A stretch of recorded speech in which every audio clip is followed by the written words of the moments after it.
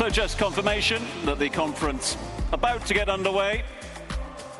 Delegates are in the building and we will have them with us in the main arena in just a few moments' time. We thank you for your patience and we'll be underway with the Dubai International Sports Conference, 19th edition this year in 2024. And of course, a notable one for us at the Globe Soccer Awards. The Globe Soccer Awards were celebrating its 15th year this year. Huge thanks to all the team at Atlantis, the Palm, Dubai, long-time supporters of both the conference and the awards. And just confirmation coming through from the organisers that we will be crossing live to the conference in just a matter of minutes. Our delegates in the building, making their way to the main stage in a few moments' time. So stay put as we get ready for this year's Dubai International Sports Conference.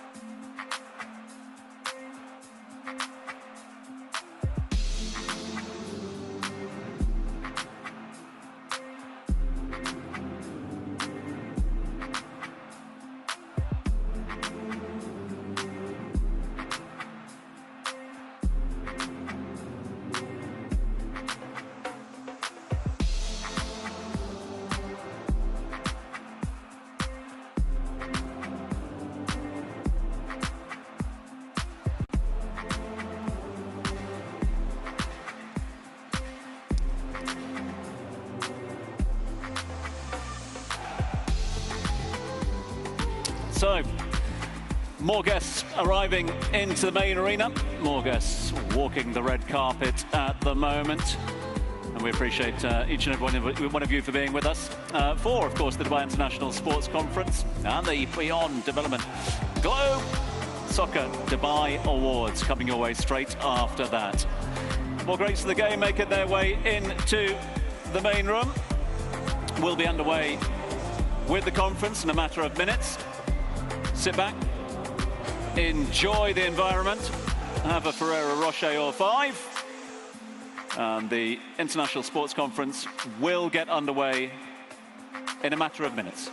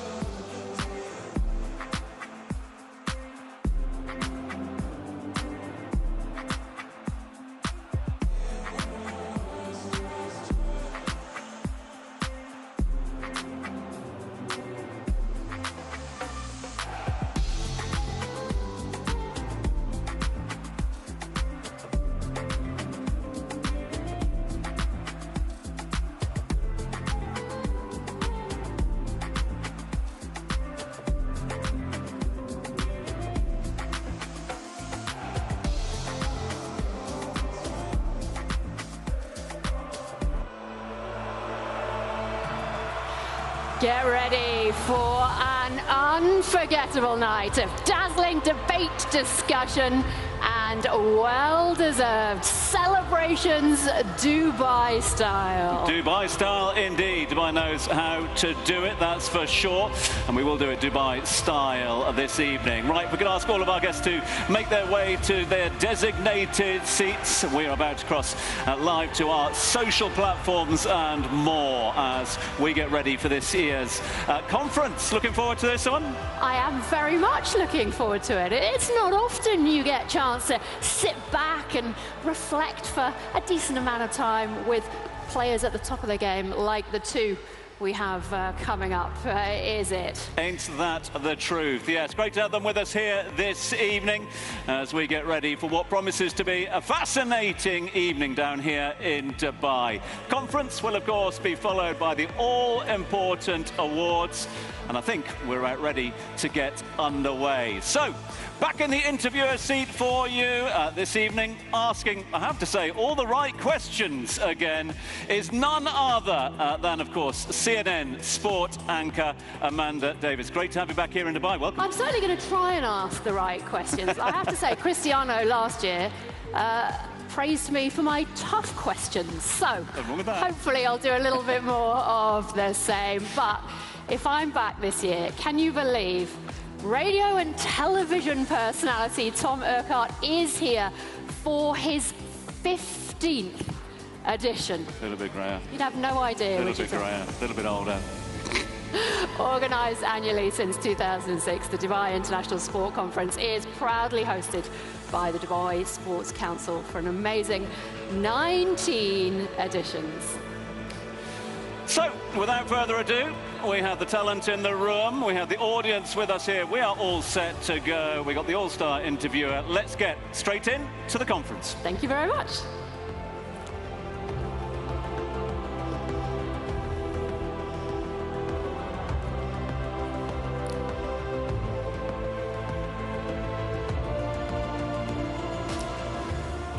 Okay, ladies and gentlemen, if I could ask you all please to take your seats and we will absolutely crack on with the official proceedings. It's gonna be special. You will not want to miss it. The theme of our discussion this evening is talented football, and we have the privilege of hearing from two players who really are the embodiment of that.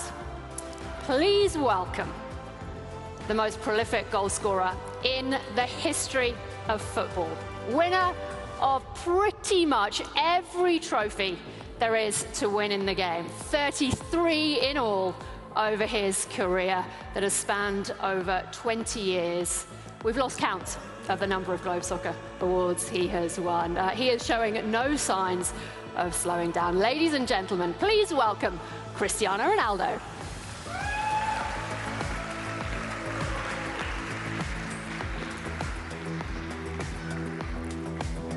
Hello. Lovely to see you How again. are you? Nice to see you. Please take a seat. Thank you. Next up, a man who knows a thing or two about trying to stop Cristiano, one of the finest goalkeepers in the world, winner of the 2018 FIFA World Cup Golden Glove Award, holder of league titles in Belgium, Spain, and England. Spanish football's most expensive ever goalkeeper, Thibaut Courtois.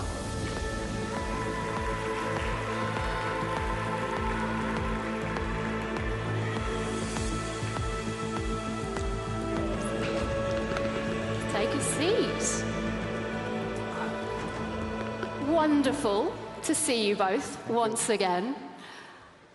There are so many people, I'm sure, sat in this room and watching at home who will have dreamed of being top-level footballers, getting to the top of the game. But it's one thing saying you'd like to do it, and it's another actually getting there.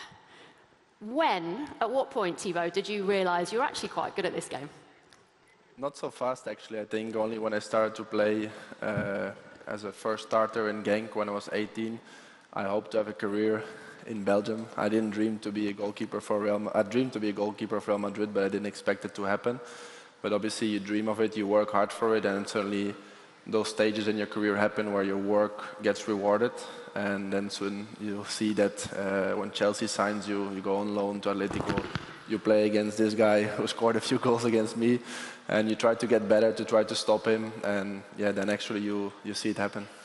You were 16 when you joined Genk. I was looking back at pictures of you. I mean, what do you think when you look at those pictures of yourself at 16? Yeah, actually at 16 I played my first game. I joined Genk when I was 8, as a left back actually. And then, yeah, after at 16 when I had to play my first game, the team was a bit in a troubling period. They changed. Was it your choice to change or somebody else's? A bit of both. And then, yeah, when I see those pictures now, I really don't know how I played my first game at 16, especially for a goalkeeper. It's so tough. But yeah, it happened, and it was a good game, and that, I guess, launched me to professional football. Cristiano, when was that moment for you? Was there a specific moment you thought, I'm going to make this? Well, my life was a little bit different. I had opportunity with a very young age, but to start in the first team, I start with 17 in the first team, and this is what everything starts. But when I had 15 years old, 16 years old, I start to feel that it was something that I will do it in the future, to be a professional football player. And but real, I start with 17, 18 years old when I moved to Manchester United.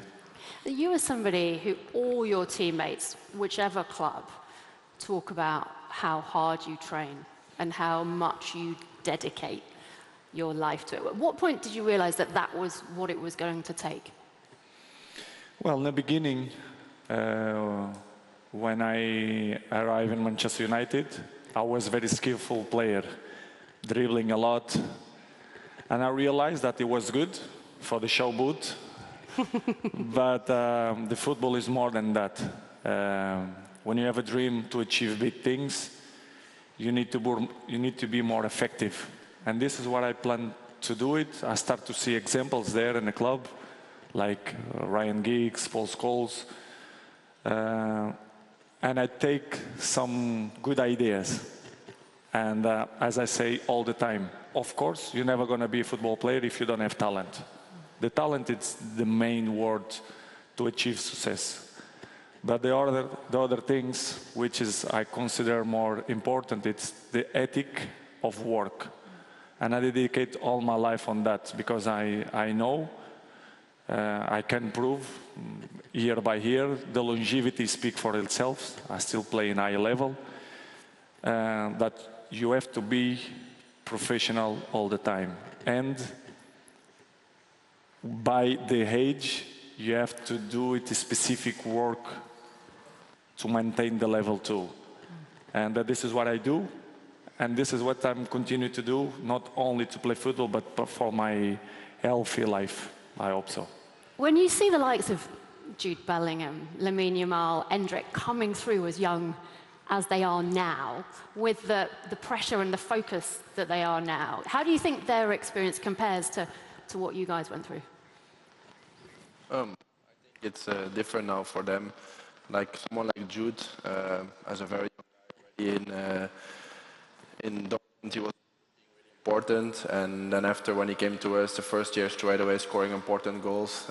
So at that age already being that important in the biggest club of the world, it's tough. And I think often he jokes with me that if he has to continue like this, he will not reach to play till 35, because it's a lot of games already on such a young age if you compare it with other players 10, 15 years ago. And then obviously you have talents like Arda Güler and Endrick that are playing a bit less, but you see their quality is there and they need the team to grow and to be more important. And I believe that everyone has his moment, has his path, and has to take the opportunity, take his chance when it arrives. I've just got a little problem with your microphone, so I'm going to... Yeah, you got out of that one. But it's, I mean, are we going to go into the calendar? Do you think it means that, you know, players and their careers will last as long with this generation, or no? Depend. I have my way to look in that things in a different way, to be honest. I'm not a coach. I'm never going to be a coach or president of the club, maybe no, too. Maybe owner of the club, yes. Is that what you want to do? You want to become a club owner? Probably. I will see. Depend of the moment, the opportunities. Have you got a club in mind? Not yet. A few, maybe. A few? Have a conglomerate? But I think, to answer your question, I think the clubs, they should take care more about the young players. What I want to say with that, they want to explore by the talent that the kid have to give results. It's normal. Big companies do it the same. They try to explore, for example, we say Bellingham or Lamine, for example. They are very young. They can reach, for example, still playing high level with my age. Yes, it's possible. They should sacrifice a lot. Yes, a little bit lucky too. But I think the clubs need to take care more of them. To don't explore so much, to don't make them to play 17 games per year, even the national teams, national leagues. But how do we do that, given where we are now already with the game? We know success breeds money. How do we change where we are today? Only one way, in my opinion. The quantity of games that you have per season, if you see many interviews of players, they complain about too many games. I agree. But I think the only way to fight against that, it's to training less or to training in an intelligent way. You don't need to go to the pitch and run 3-4 kilometers every day. You will do it that in a game. You will do it your maximum in a game. So if you do it specific works for this kind of players, I think they will have less injuries and they have more quality in the games, in my opinion. What I mean to training less, it's training in an intelligent way. You get it? Smarter, not harder. Exactly. I mean, speaking of injury, you are somebody who has been living that and breathing it recently. I mean, do you agree with what Cristiano is saying? How much of what we're seeing, and Real Madrid were dominating across the board last season, but the start of this campaign has been tougher. Yeah, indeed. I think I agree with what he says. I think maybe there's not more games because I think everyone played always Champions League and League and so. I think the intensity of the game became higher. There's more physical. And that also contributes to your body being more tired. And I agree with what he says that maybe we have to train smarter and maybe a bit more like the NBA. The NBA plays a lot of games. Obviously, it's not running so much, but they do it at a high intensity. And maybe the day after, they have a shoot around of 30 minutes just to get loose, and they know the next day they have a game and they will go again. So I agree that maybe we have to find a way to do it more smarter, because sometimes less is more. And I think that would be good. But obviously, it's hard to change something that has been working all around, and it's not easy to change that concept. But I agree that yeah, especially us this season, we had a lot of bad luck with injuries. Some can happen, like Carvajal's unfortunate kick against the player. Others are maybe muscular, but I also had this season, and I train hard. I go in the gym every day, and sometimes it just happens because your muscles are tired, and sometimes you don't know it. Real Madrid, it's been a tough start to this season, but undoubtedly has so much talent. There's been talk about maybe the players aren't fitting together. What is your take from what you see, where you stand? What has happened this season compared to last? Well, you say tough start, but we won already 2 cups. We are second in the league. We are almost through in the Champions League, so I don't think it's it's that bad. But obviously, I understand that the months have been up and down. But I think we have a great team. Obviously, a new guy like Kylian. We try to adapt together. It's not easy to fit in new players straight away and make it work. But I think we work hard, we train hard, we see videos, we do our best to make everything work. And it seems to go better every game. And yeah, now in a good week, we have a away game in Valencia. If we win, we will be top again. So we work hard, and we're confident that at the end of the season we will be fighting for all the trophies. When you know you have the talent, but things get tough, how much do you go into yourself as a player and try and draw on that to make things better? How much is it a case of you relying on somebody like your coach? Yeah, for me as a goalkeeper, sometimes it's harder because he can maybe miss 2 chances and then score a hat-trick, and amazing. I can miss 2 goals that are my fault, and you can mentally drop. And I think from an early age, by setbacks I had when I was 14, 15, that people were doubting me, I created a strong mentality, a strong belief in myself, and knowing that I want to be the best. And eventually I'm a goalkeeper, but I also looked up to him. You should be striker, because you are told you will score many goals of... like Peter Crouch. Did you try that? I mean, we know you were a left back, but did you ever try up front? Well, a few years ago, in the last minute of a game, I went up in a corner against Valencia. I had it, but the goalkeeper saved, but Karim scored in the rebound, so that was an important goal also.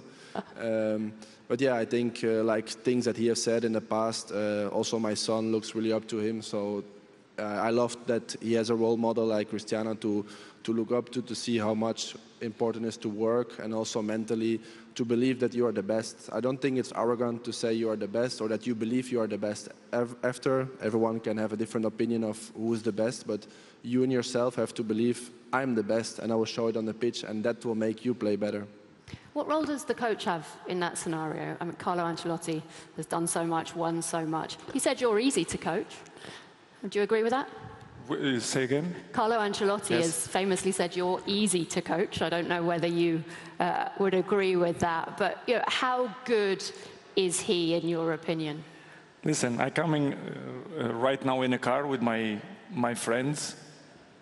When they ask me about what is a good coach, I think many factors influence in that decision.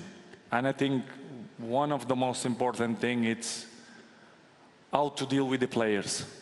And Carlo Ancelotti, for me, is one of the guys who know how to deal with the players and treat the players.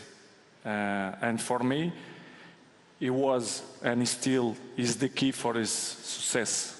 If you see what he achieved, it's so many things. It's not by coincidence that he won so many things.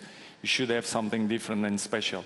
And Carlo have that, apart to be a good man.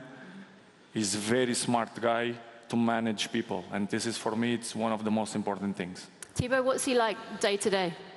Yeah, I think he knows him also very well. Unfortunately, they won a Champions League against me in 2014.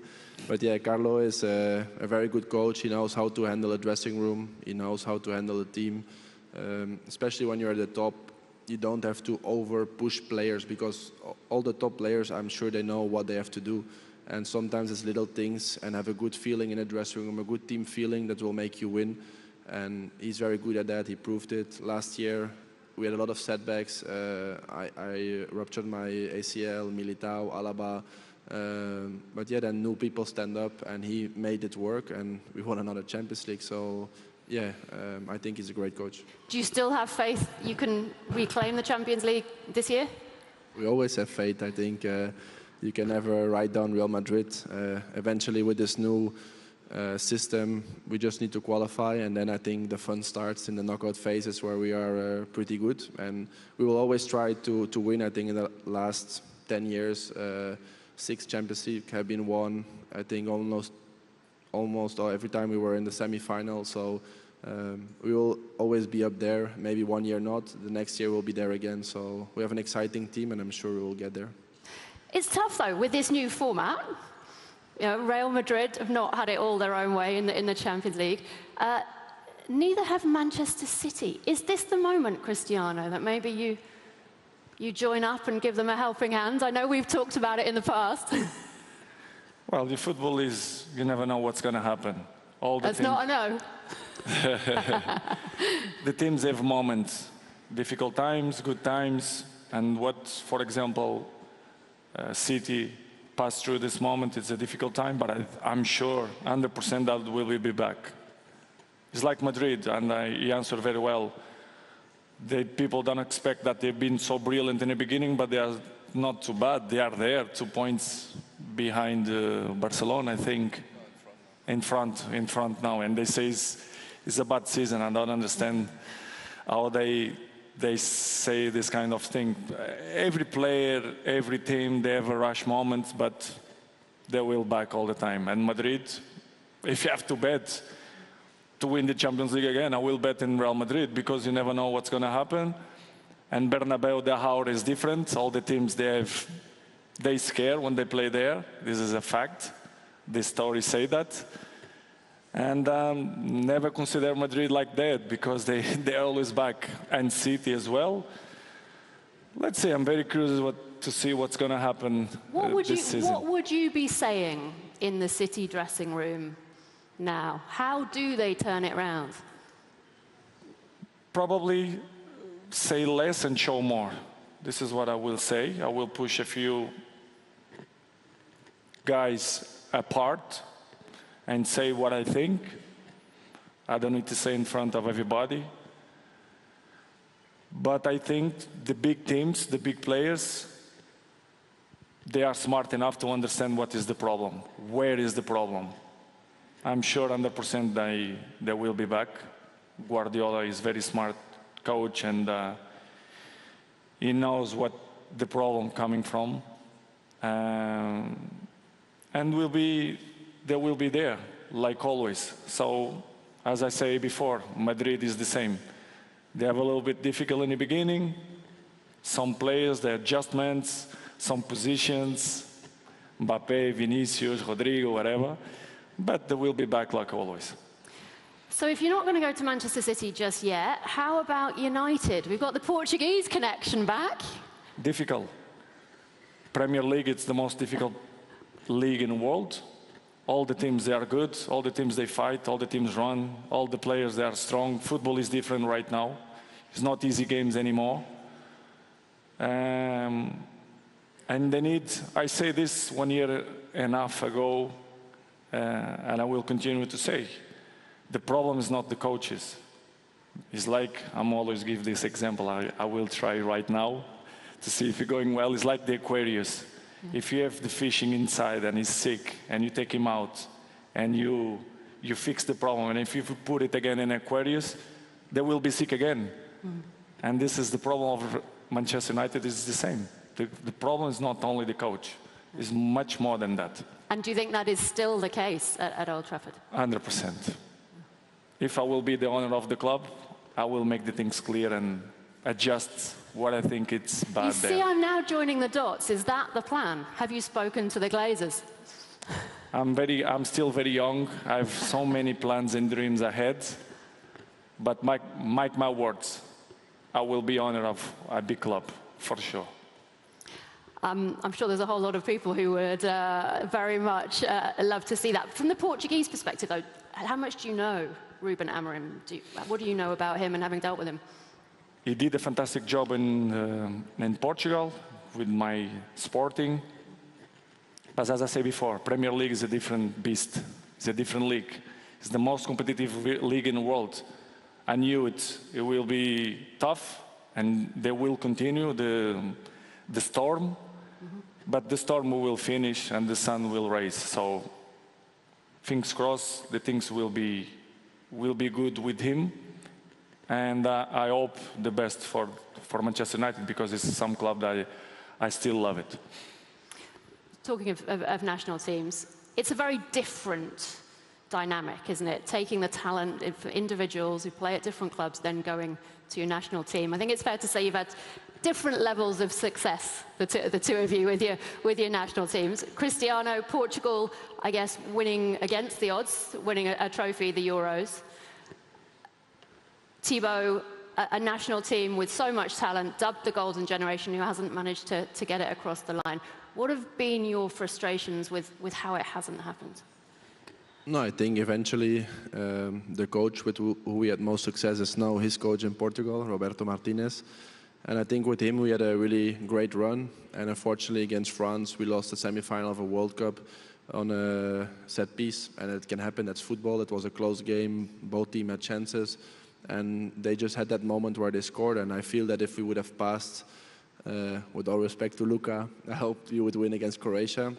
But sometimes with those tournaments, it's just about seizing the moment. And for me, the most disappointed was obviously that game, but also 2016 when they won, that we lost in the quarterfinal to Wales. And I think we never really had that winning culture in Belgium. And I think that's sometimes where we miss getting far in tournaments, because we don't have that winning culture that you have in Real Madrid or other teams. And that was not always easy to be with, because if you're in clubs that always want to win, and then you come to a national team where that's not always the case, it's not always that easy to be there and feeling like, come on, we can do more, and it's not happening. And I'm sure 2018 everyone was on a great level, Kevin De Bruyne, Eden Hazard, Romelu, myself, and there it was just not our moment, but I feel that was a great tournament. But yeah, we never actually won something, and that's always going to be a mark. Do you have hopes that you will make it back with Belgium? Well, I don't want to comment too much on it at the moment, but yeah, obviously I always love to play for my country, and circumstances happened, and we'll see what happens in the future, but I think it's always a pride to play for your national team. Cristiano, it was an exciting couple of World Cup announcements. The last round for you, Portugal, one of the co-hosts for 2030, and then of course Saudi Arabia for 2034. You have made no secret, they in Saudi Arabia have made no secret of the fact, yes, the stars coming to the professional league, but they want to develop it at the grassroots as well. What have you seen in terms of the progress that's being made? In Saudi? Mm-hmm. Huge. I'm so happy to be there. As I say, the last time that I was here, the league still grow. Many players move there. The infrastructure is still improve and better. All the teams. I think you actually wrote quite a few headlines saying the Saudi league was better than Ligue 1, if you remember. La Liga, I mean. No, you said the Saudi league was better than Ligue 1. The French league? Yeah. Easy. You still maintain? Of course. Of course. I don't say that because I play there. I don't care what the people thinking, but they should go there and play there to see. To run in 38, 39, 14 degrees and sprint a few times to see how they're going to be. And to play with the... They should move there and see. Don't believe in my words. Go there and see. Could a Saudi club be... Only in France is PSG. The rest is finished. Could a Saudi club be on the agenda of your list of purchases? They react. Good. This is good. It's my opinion. I don't care what they say. French is only PSG, sorry. The other ones compete, okay, but PSG is the strongest. Nobody compete with them. They have better players, the club with more money. This is a fact. I'm not lying. I don't say nothing new, so I don't understand why the people are so surprised. So that's not going to be the next move, I think it's fair to say. I don't know, depends. But no, I'm happy where I am. The future, we never know what's going to happen. I never believe that I will change 33 to Juventus, 37 to Manchester United, 38 to Saudi League. In 1 month I do it 14, so I don't know. I'm still good, I'm still play good, so we'll see what's going to happen. Okay, I wish we could carry on this conversation, but we're out of time, I'm afraid. Cristiano, Thibaut, thank you so much for joining us. Good luck with the rest of your campaigns, and of course, for the awards this evening. Thankfully, the non-negotiable with all the changes at the moment, the talent. But don't go anywhere, so much still to come. The awards are underway in just a couple of minutes.